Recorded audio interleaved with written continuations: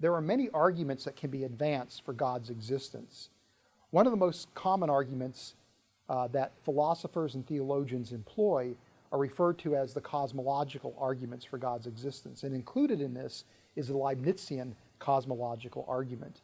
In the last episode, we unpacked what that argument was, and in this episode we want to explore what are some of the responses to that particular argument. I'm joined today by Christian scholar Dr. Travis Campbell, who's going to help us explore this topic. Travis, quickly review for our viewers what the Leibnizian cosmological argument is, and then tell us some of the critiques of that argument and how those critiques can be addressed. The Leibnizian argument goes as follows. Whatever exists has a sufficient reason for why it exists rather than not, either within itself or within another or from another. The universe does exist, and therefore the universe has a sufficient reason for why it exists rather than not, either in itself or from another. But it doesn't have its sufficient reason within itself, therefore has a sufficient reason from another, and that other, of course, is God. This is one of those arguments that, despite my great respect for scholars like Pruss and Craig, I personally don't agree with.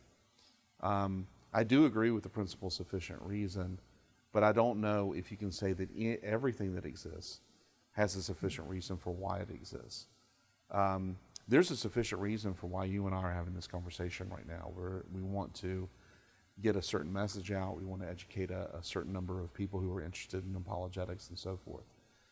But to say that everything or whatever exists has a sufficient reason for why it exists is maybe reasonable to believe, but there's no reason why an atheist would have to accept that premise. Another problem with the argument is it insists that the universe doesn't have a sufficient reason within itself. The dialogue could go like this. After giving the argument, the atheist could say, what is the sufficient reason for God's existence? And I could say, well, God is his own sufficient reason. Upon which the atheist would say, well, why can't the universe be its own sufficient reason? Now, at that point, Leibniz would argue that the reason the universe can't be its own sufficient reason is because I can conceive of the universe not existing, but I cannot conceive of God not existing. Now, in saying that, Leibniz has imported another argument into the realm for God's existence to shore up the weakness of his argument. And that argument, of course, is the ontological argument for God's existence. Now, we're not going to get into that argument in any detail, but I will simply say that the ontological argument argues for God's existence by simply appealing to your conceptions. I can conceive of God, therefore God exists. Now, most theologians and most atheists, reject the ontological argument for God's existence. I'll go ahead and say on record that I accept some versions of the ontological argument.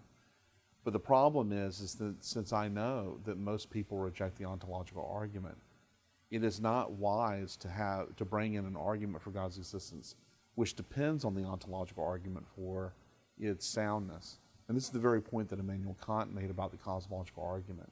He said it's unsound because it rests upon an unsound argument named the ontological argument.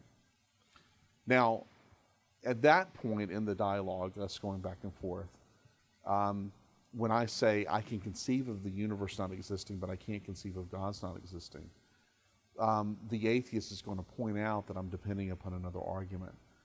But let's just take the dialogue a little bit further. Let's just say I somehow got around this point. Or let's just say that I gave a defense of the ontological argument, which was just so overwhelming, the atheist fell to his knees and said, wow, you gave a great argument for God's existence. There's another problem with this argument. To say that God is his own sufficient reason is a bit like saying God is self-explanatory or self-caused. That God sustains his own existence or created himself, or however you want to word it. In other words, the idea of a self-caused being, a being who exists before he exists, is just illogical. And this is why Jean-Paul Sartre will later say the being in himself cannot also be the being for himself. What Sartre was getting at is the idea of theism is incoherent. Where did he get this idea from? He got it from Leibniz.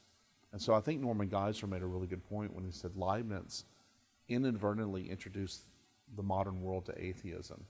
He's sort of the grandfather of modern atheism because his conception of God led to all of the internal critiques of theism that you saw from the unbelieving world up to our day. You know, one of the things that is interesting about this argument, again, is related to the sufficiency of the universe to create itself. And when you look at modern cosmology, for example, you have this idea that Stephen Hawking and Lawrence Krauss advocate that there's this eternal gravitational field, and out of that gravitational field, the universe can emerge. So they would probably argue, from a standpoint of physics alone, you could at least theoretically conceive of a universe that has sufficient explanation in and of itself, which seems to me to be, a scientific critique of this idea. Yeah, and in fact, Daniel Dennett, when he critiques the Kalam argument, will say the universe created itself. Now, a Leibnizian has a hard time getting around that response because the Leibnizian will say, well, that's irrational. Well, Daniel Dennett can say, yeah, but you have a God who's causing himself. Why can't we have a universe creating itself? You've really put yourself in cahoots, if you will, in bed with the atheists who are spouting these irrational ideas about the universe because you're offering an explanation for the universe that is no less or no more irrational than what the atheist is offering. You don't really have a whole lot to stand on. Now, I will say that what Pruss has done is he's refined the principle of sufficient reason to limit it to, say, contingent realities. If you're contingent, you need a sufficient reason. But if you're not contingent, then you don't necessarily need a sufficient reason. But that, of course, is not to really give us Leibniz's argument.